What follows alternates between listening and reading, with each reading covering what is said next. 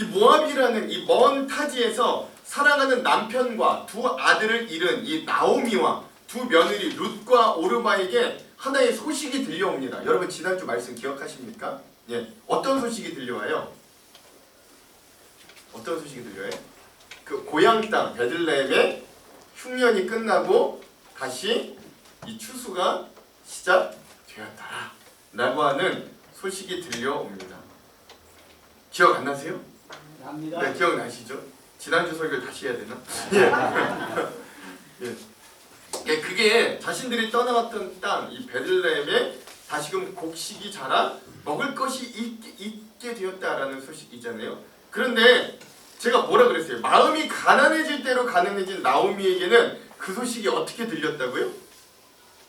하나님께서 자신의 백성을 긍휼히 여기셔서 그 백성에게 먹을 것을 다시금 허락해 주셨다. 나오미에게는 그 소식이 이렇게 들리는 거예요. 그래서 그 먹을 걸 허락해 주신, 자기의 고향 땅에 먹을 걸 허락해 주신 은혜의 일로 그 일들을 받아들이게 되고, 드디어 그들은 절망의 자리에서 일어나 그 발걸음을 다시금 하나님께로 향하는, 그 고향 땅을 향하는 그 모습들을 우리가 지난 시간에 함께 나누었습니다. 그렇죠? 기억이 나시죠? 네. 예, 기억나시죠? 예. 기억이 안 나. 다시 이제 지난주 가지 말고. 그래서 오늘 우리가 은혜를 나눌 말씀의 배경은 그런 이유에 이 시어머니인 나오미와 이 두 며느리가 함께 이제 유대 베들레헴 땅으로 되돌아가는 길 중에 일어난 사건입니다. 나오미와 두 며느리 오르바와 룻이 이제 함께 길을 떠나 이 모압 땅을 벗어나 베들레헴으로 이제 막 향해 가려고 했습니다. 우리는 흔히 두 며느리 중에 이 오르바라는 며느리는 처음부터 나오미를 따르지 않았고 룻만 이 나오미를 따랐다고 생각하는데, 이제 말씀을 잘 읽어보니까 처음부터 그런 건 아니었더라고요. 다 같이 오늘 본문의 9절에서 10절의 말씀을 한번 읽어볼게요. 9절에서 10절 함께 읽겠습니다. 시작. 여호와께서 너에게 허락하사 각기 남편의 집에서 위로를 받게 하시기를 원하노라. 그들에게 인사하심에 그들이 소리를 높여 울며 나오미에게 이르되 아니이다, 우리는 어머니와 함께 어머니의 백성에게로 돌아가겠나이다 하는지라. 아멘. 여러분 10절에 보면 이 나오미가 맨 처음 야 이제 니네 갈 길로 가라, 니네 갈 길로 가라 라고 이 두 며느리에게 이야기하니까 두 며느리가 동시에 뭐라고 대답한다고요? 아니에요, 아닙니다, 우리는 어머니를 따라갈게요 라고 이렇게 두 며느리가 고백을 합니다. 그러니까 오르바도 처음에는 이 며느리로서의 어떤 그 일들을, 또 그 도리를 다 하려고 시어머니를 끝까지 섬기려고 했었다라는 것들을 알 수 있는 거예요. 그런데 여러분 이 오르바의 입장이 바뀌는 타이밍이 나오게 됩니다. 근데 우리 여기 오늘 우리가 좀 집중해 볼 필요가 있는 거예요. 그게 언제 바뀌느냐? 오르바는 이 시어머니인 나오미가 말하는 나를 떠나야 되는 이유 세 가지를 듣고 그제서 그가 자신의 나아갈 방향을 바꾸기 시작하는 거예요. 그게 12절에서 13절인데 이것도 한번 읽어볼게요. 12절에서 13절 읽겠습니다. 시작. 내 딸들아 되돌아가라. 나는 늙었으니 남편을 두지 못할지라. 가령 내가 소망이 있다고 말하더니 오늘 밤에 남편을 둬 아들들을 낳는다 하더라도 너희가 어찌 그들이 자라기를 기다리겠으며 어찌 남편이 없이 지내겠다고 결심하겠느냐? 내 딸들아 그렇지 아니하리라. 여호와의 손이 나를 치셨으므로 나는 너희로 말미암아 더욱 마음이 아프다. 아멘. 그렇죠? 나오미가요 다시 한번 이 두 며느리 이제 니네 갈 길로 가라 라고 이 말할 수밖에 없는 이유는 여기 보니까 세 가지가 있습니다. 첫째 뭐냐면 이제 나는 너무 늙어서 남편을 다시 두지 못한다 라고 하는 것이에요. 지금 나오미가 말하려고 하는 건 뭐냐면 이 계대법이라는 걸 이야기하는 겁니다. 계대법은 뭐냐?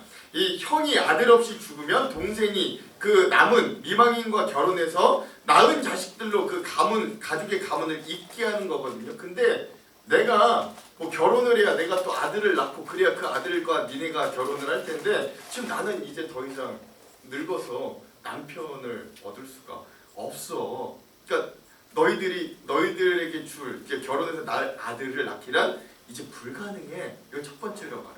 둘째, 그래 만약에 나오미가 뭐 결혼을 해서 아들을 낳는다 쳐도 그 아들이 자라기까지 니네 또 언제 기다리겠냐는 거죠. 그 아들이 장성한다 쳐도 그땐 너희들도 이미 너무 늙어 있을 거야 라고 하는 말이죠. 그리고 셋째, 그리고 나서 이제 가장 중요한 이유가 하나 있는데 나오미는 뭐라 그러느냐, 하나님의 손이 나를 쳤어. 나는 마치 저주받은 인생처럼 되었어.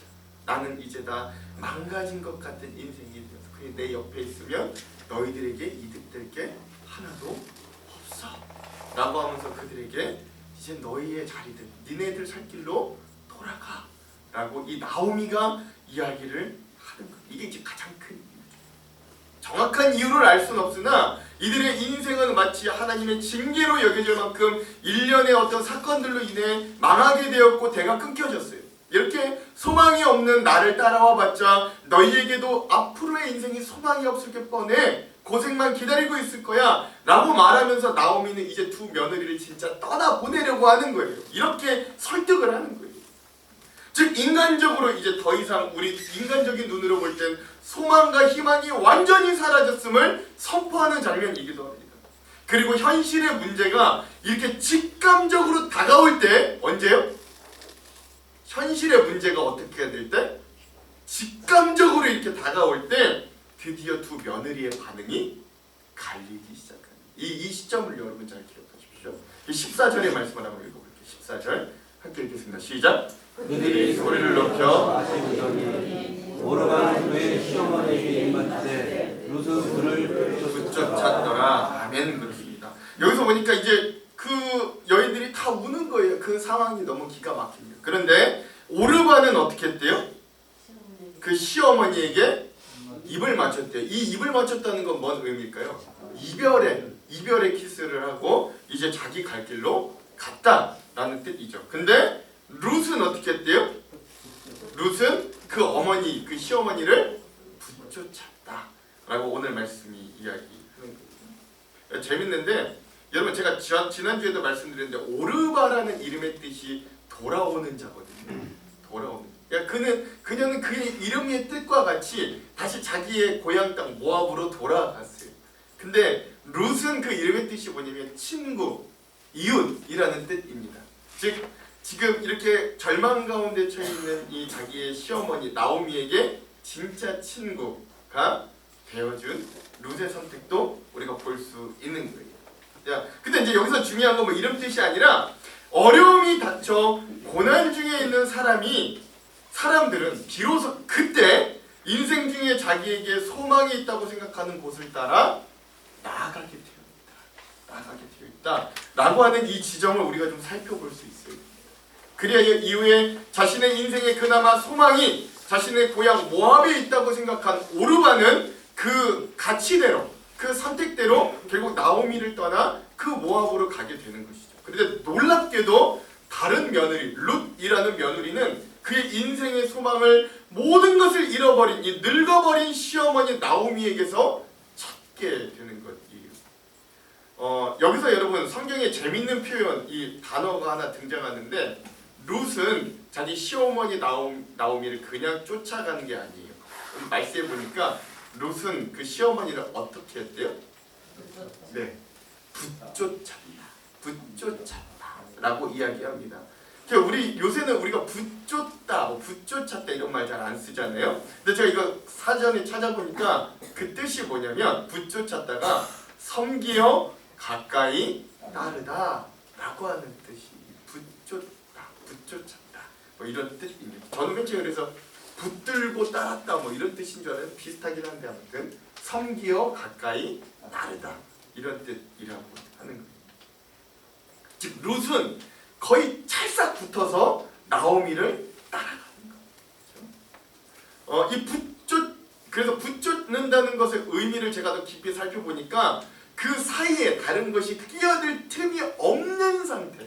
이 붙쫓는다라는 게 그런 상태다라고 이야기하죠. 그래서 그 시어머니 그 둘, 이 나오미와 룻 사이에는 어떤 시험도 없고 갈등도 없고 시험될 것도 없을 정도로 찰싹 붙어서 같이 가는 존재들이 되는 거예요. 이렇게 우리가 좀 이 시점, 그러니까 이 현실적인 문제가 직감되었을 때의 시점, 그리고 그럼에도 불구하고 룻이 그 자기의 시어머니 이 나오미를 붙쫓았다라는 이 결과를 좀 집중해 볼 수 있어요. 여러분, 제가 하안정력교회 이제 담임 목회 이제 횟수로 5년이 됐거든요. 5년이 됐는데 담임 목사를 하면서 물리적으로 안타까운 점이 하나 있어요. 물리적으로 제가 어쩔 수 없어서 안타까운 점. 그게 뭐냐면 제가 여러분들이 저 하안교회에서 쫓겨나는 그 아프고 고난받던 시간에 함께하지 못했다. 이게 그냥 어쩔 수 없이 물리적으로 되게 아쉬운 시간들입니다. 그 시간들도 좀 같이 했었으면 좋겠는데. 근데 뭐 물리적으로는 뭐 어쩔 수 없으니까. 그런데 그 시간들을 통해, 그리고 그 시간을 여러 증언들을 통해서 저는 그 여러분들이 고통의 시간 중에도 여러분들이 아주 좋은 선택을 하였다는 걸 아주 자랑스럽게 여깁니다. 그 중에 하나가 뭐냐면 교회가 분쟁이 나던 중에 우리의 반대측, 저희 그 하안교회 변호사가 우리 당회에 제안하기를 저 100여 년이 넘게 된 이 교회터를 지켜왔던 땅과 건물을 팔아서 그들과 우리가 재산을 반반 나누어 가지면서 이 모든 갈등과 과정들을 끝내버리자 우리 당회, 우리 교회 이렇게 제안해 왔다라는 거예요. 많은 교회들이 그럴 때 그냥 재산 받고 와서 새롭게 교회를 세우기 합니다. 거의 10에 9, 8, 9 교회들은 거의 다 그렇게 합니다. 우리 지금 밤일 마을에도 교회가 한 10개 정도 되는데 여기 온 몇 교회들도 그런 교회들의 케이스가 많습니다. 그러나 우리 공동체와 당회는 그러한 제안을 단호히 거부하고 단 한 푼의 돈도 받지 않고 이곳으로 와서 다시금 새롭게 신앙의 공동체를 시작했어요. 저는 우리 공동체에 그렇게 할 수 있었던 원동력, 그때 담임 목사도 없었는데 원동력은 우리 공동체가 붙잡고 있던 교회 공동체에 대한 고백, 즉 우리가 교회 공동체는 이런 곳이야 라고 생각했던 그 고백, 그리고 우리가 붙잡고 있는 하나님에 대한 인식, 우리가 하나님을 믿는다면, 우리가 믿는 하나님이 우리가 함께 하신다, 우리를 보고 계신다면 우리는 이렇게 할 수 없어 라고는 우리의 신앙의 고백, 즉 우리가 붙잡고 있는 하나님에 대한 고백이 현실로 나타난 선택이 바로 그 선택이었다. 저는 그렇게 여깁니다. 아멘. 아멘 작아요. 그래서 저는 이런 공동체의 담임 목사가 된 게 자랑스러워요. 자랑스러워요. 어디 가서도 자랑합니다. 그리고 한편 그런 소중한 공동체니 제가 더욱 정신을 차리고 똑바로 목회를 해야 되겠다는 지표로 그 사건을 종종 기억하기도 합니다. 우리 공동체 그렇게 시작했지. 어떤 사람들은 그렇게 바보같이 한 푼도 받지 못하고 쫓겨난 듯이 나왔다고 우리를 비난 아닌 비난하는 소리도 있었다고 들었어요. 야, 저 사람들 바보 같다. 뭐 워딩 그대로 저 사람들 참 병신 같다. 뭐 이런 말도 들었다고 들었어요. 그러나 여러분, 이후에 하나님께서 그런 길을 선택한 우리 공동체를 어떻게 사용하실지 한번 두고 봅시다. 아멘. 우리가 붙쫓은 그 하나님께서 오늘 우리를 어떻게 만들어 가실지 여러분 한번 꼭 기대해 보시기. 아멘. 그리고 여러분, 그 이후에 오늘 우리 공동체에게 또 다른 진실의 순간이 다가왔습니다. 이 MOT 이 MOT는 뭐냐? 모멘트 오브 트루스라고 하는 말의 줄임말인데요. 즉 진실의 순간, 결정적인 순간이라는 말의 앞글자들을 딴 개념이라고 합니다. 이게 어디서 왔냐? 투우 경기 아시죠? 이 스페인에는 투우 경기에서 투우사가 이 남북한 황소와의 이제 마지막 대결에서 그 소가 막 달려올 때 그 소에게 이제 마지막으로 검을 들어서 그 검을 그 소의 급소에 찔러서 소의 숨을 거두게 하는 그 마지막 결판의 순간, 그 진실의 순간을 이 모멘트 오브 트루스, MOT라고 이야기한다. 말 그대로 인생의 가장 중요한 결정의 순간이 이 진실의 순간이다라고 할 수 있는데 오늘 우리 공동체에게는 또 다른 이 진실의 순간이 다가오죠. 즉 우리 인생 중에도 이러한 순간이 다가오는데 지금 룻과 오르바에게도 이런 순간들이 다가온 거죠. 그리고 이 순간에 그들이 가장 중요하게 여기는 것이 중요하게 여기는 것에 그들의 마음과 인생이 쏠릴 수밖에 없습니다. 그들의 선택의 방향이 오늘 우리에게도 이러한 순간이 우리의 뜻과는 상관없이 우리에게 다가올 때가 있어요. 그래서 저는 지금 우리 공동체가 처한 상황도 절대 가볍지 않고 아주 중요한 기로에 와 있다라고 여겨집니다. 그래서 오늘 우리는 이 상황 가운데 무엇을 붙잡고 있는가 되돌아볼 수 있어요. 오늘 우리는 이런 아픔과 위기 가운데 무엇을 붙잡고 있는가 우리 자신들에게 질문하고 우리를 되돌아볼 수 있어야 됩니다. 우리가 결코 원하지 않았고 우리가 결코 바라지 않았으나 하나님은 다시 한번 우리들에게 너희 무엇을 붙여줄래? 라고 갑자기 찾아온 고난을 통해 우리에게 질문하시는 거예요. 아멘. 그러므로 오늘 우리는 이 시간 나오미 그리고 룻과 같이 일어나 하나님의 은혜를 애써 기억하고 다시금 그 방향을 그 하나님을 선택하고 붙여줄 수 있는 저와 여러분이 되기를 주님의 이름으로 축원드립니다. 아멘. 우리 옆에 있는 분들과 함께 이렇게 한번 도전해 볼게요. 한번 질문해 보십시오. 당신은 무엇을 붙잡고 있습니까? 시작. 당신은 무엇을 붙잡고 있습니까? 대답은 속으로만 하십시오. 자, 두 번째. 그래서 오늘 말씀을 통해 그러므로 당신은 뭘 붙잡고 있습니까? 라고 우리에게 누군가 질문한다면 그럼에도 불구하고 하나님을 붙잡는 인생이 되어야 아멘. 이제 룻기는 아주 중요한 순간으로 흘러갑니다. 초반에 이야기를 이끌어가던 인물은 누가 뭐래도 시어머니 나오미였어요. 룻기인데 마치 이 초반의 이야기는 나오미의 이야기와 같이 흘러갑니다. 그런데 이제 드디어 이 이야기들의 진짜 주인공인 룻이 떠오르기 시작하는 그래서 그 라이징하기 시작하는 장면이 오늘 본문에 있습니다. 다 같이 오늘 본문의 15절부터 한번 읽어볼게요. 15절 읽겠습니다. 시작. 나오미가 또 이르되 보라 내 동서는 그의 백성과 그의 신들에게로 돌아가느니 너도 너의 동서를 따라 돌아가라 하니 아멘. 한 며느리 오르바는 끝까지 사랑과 배려 가득한 이 시어머니 나오미의 의견을 받아들여서 제 갈 길로 돌아갔습니다. 누가 봐도 오르바는요 여러분 이거 꼭 너무 비판만 하지 마십시오. 인간적으로 현명한 선택을 했어요. 네. 그리고 나오미는 남은 며느리인 룻에게도 다시 한번 네 갈 길로 돌아가라 라고 제안하는 거예요. 동서 저 오르바가 그의 백성 그리고 그의 신들에게 돌아갔듯이 룻 너도 저 오르바를 따라 네 갈 길로 돌아가라 라고 이야기하는데 근데 여러분 여기서 중요한 게 뭐냐 이 시어머니 나오미가 룻에게 오르바가 어디로 돌아갔다고 이야기하는 게 중요해요. 그의 백성과 또 뭐래요? 그들의 신들에게 돌아갔듯이 너도 그렇게 돌아가라 라고 지금 이야기하고 있다는 거예요. 여러분 오르바가 그의 신들에게 돌아갔다는 건 물론 모압에서 섬기는 우상들에게로 돌아갔다라는 이야기도 됩니다만 저는 우상이 뭐 다른 신들이라는 의미도 있지만 사실 저는 우상을 어떻게 정의하냐면 우리 인간의 욕망의 투영이라고 보는 거예요. 우리가 원하는 것이 가장 집약적으로 되어 있는 것을 성경은 우상이라고 이야기해요. 그게 우리가 원하는 게 음란한 쾌락이라면 바알신을 섬기는 거예요. 그렇죠? 그 우리가 원하는 것이 돈이라면 우리도 만몬을 섬기는 거예요. 그렇죠? 즉 자기가 더 의지하고 자기 인생이 더 편하다고 믿는 그 내 인생이 이게 더 유리하고 이게 더 이익일 거라고 여기는 그곳을 오르바는 쫓아갔다는 거예요.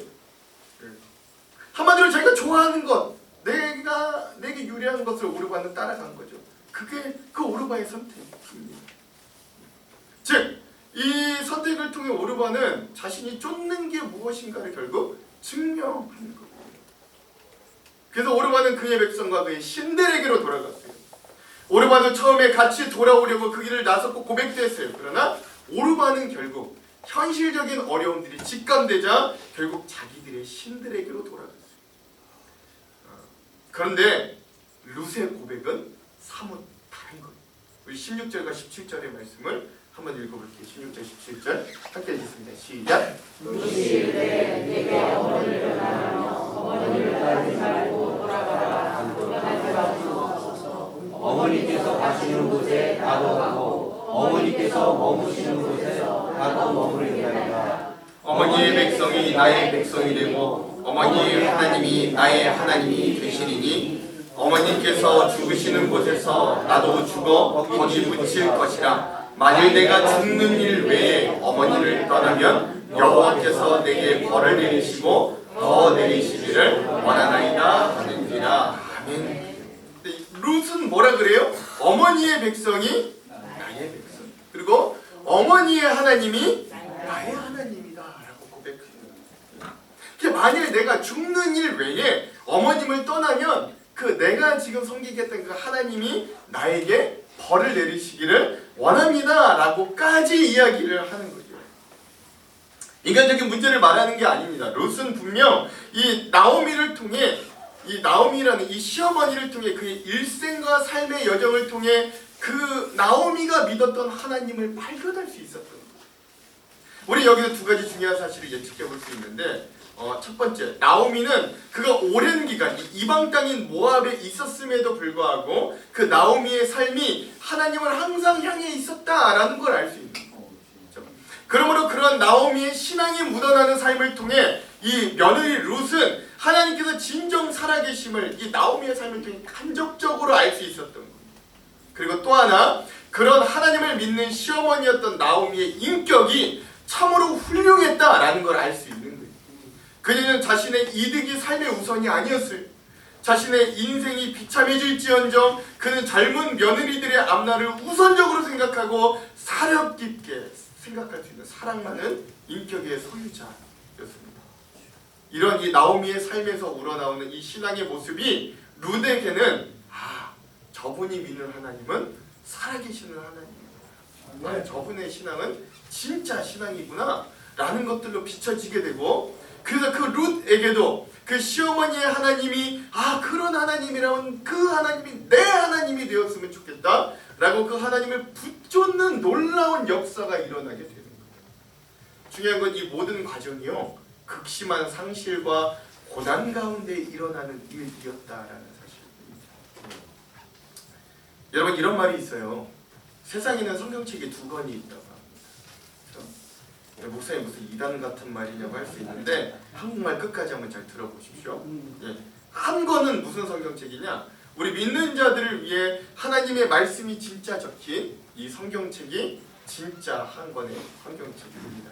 그런데 또 한 권의 성경책은 뭐냐? 바로 믿지 않는 자들을 위한 성경으로, 그것은 이 책이 아니라 이 말씀을 읽고 받아들인 자들이 삶에서 보이는 태도, 그 자취, 그것들이 믿지 않는 자들에게는 또 다른 성경이 되어서 보여진. 그래서 이 세상에는 그렇게 성경이 두 가지가 있대요.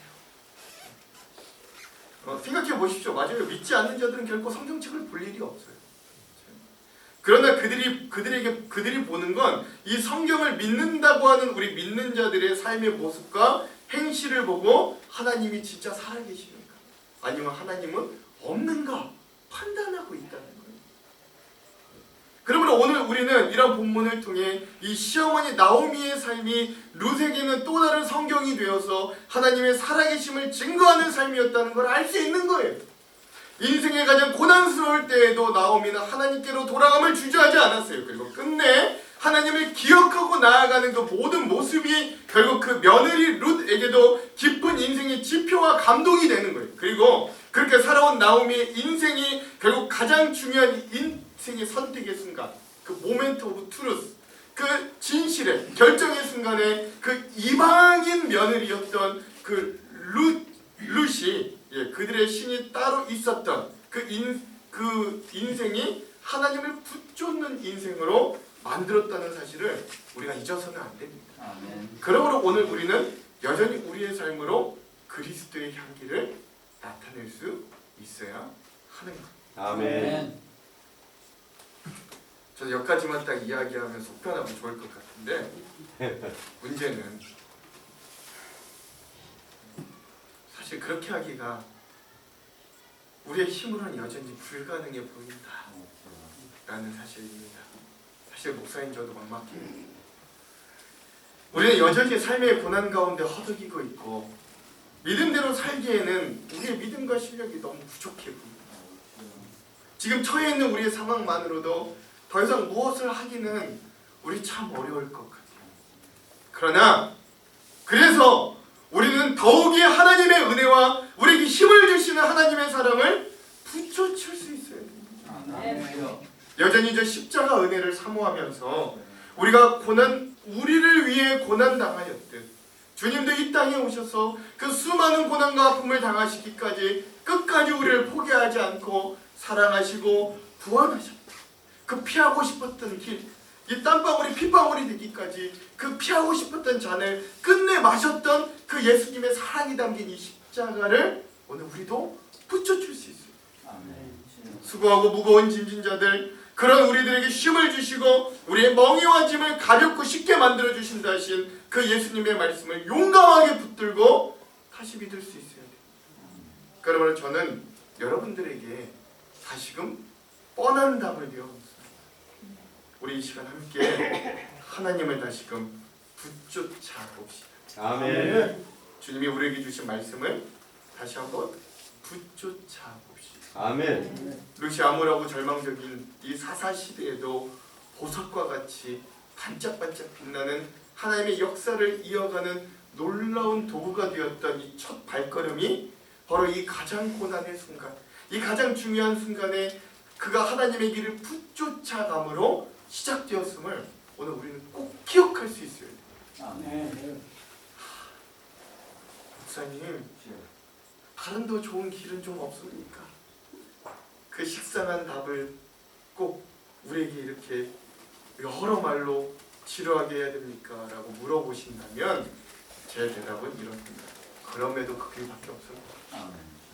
수많은 믿음의 선배들이 결국 이 선택의 순간에 다시 한번 주님을 붙쫓음으로 그들의 인생의 역전의 발편을 마련하고 회복의 순간을 마련하였다 라고 저는 목사라 여러분들에게 선포할 수밖에 없어요. 그러니 오늘 우리는 다시 한번 그 하나님을 기억하고 하나님의 은혜, 하나님이 우리에게 주시는 이 말씀을 붙여줄 수 있는 귀한 인생들이 다 되기를 주님의 이름으로 축원드립니다. 아멘. 우리 옆에 있는 분들과 함께 이렇게 한번 도전해 볼게요. 그럼에도 불구하고 하나님을 붙쫓는 인생이 됩시다. 시작. 이 말씀을 마무리합니다. 사랑하는 성도 여러분, 우리가 지금은 어렵지만 그럼에도 좋은 길을 선택함을 우리가 포기하지 맙시다. 그리고 어려울수록 더욱 하나님을 바라보고 붙쫓는 자들이 되기를 소망합니다. 아멘. 예, 성경에 여러분 아이가 없어서 삶의 기쁨을 잃었던 한나가 하나님 앞에 나와 부르짖고 기도함으로 하나님의 마음과 통하였던 것처럼 오늘 우리도 내 마음을 알아달라 기도함과 동시에 오늘 우리도 우리에게 이렇게 고난과 아픔을 주셨던 하나님의 마음과 뜻을 알기 위해 애쓸 수 있습니다. 그리고 그럴 때 결국 우리의 인생 중에 그 하나님의 어떤 계획하시고 준비하셨던 때가 된다면 하나님이 그 한나에게도 사무엘을 주셨던 것처럼 또 이 룻에게서 이 룻이라는 여인에게서 이 다윗이 나왔던 것처럼 하나님은 우리의 이 연단의 시간이 지나면 반드시 우리를 정금과 같이 써주실 것이기 때문입니다. 아멘. 그러므로 다가오는 한 주 여전히 우리의 삶에 그 하나님 저 십자가를 붙쫓아 그 길을 선택하고 하나님만 오롯이 바라볼 수 있는 저와 여러분들의 삶이 여전히 물어볼 것이 많고 여전히 하나님께 여쭤봐야 될 것도 많지만 여쭤보는 건 여쭤보는 거고 그럼에도 그 하나님을 신뢰하고 붙잡기를 포기하지 않는 저와 여러분들의 삶이 되기를 그런 한 주가 되기를 주님의 이름으로 축원합니다. 아멘. 축원합니다. 아멘.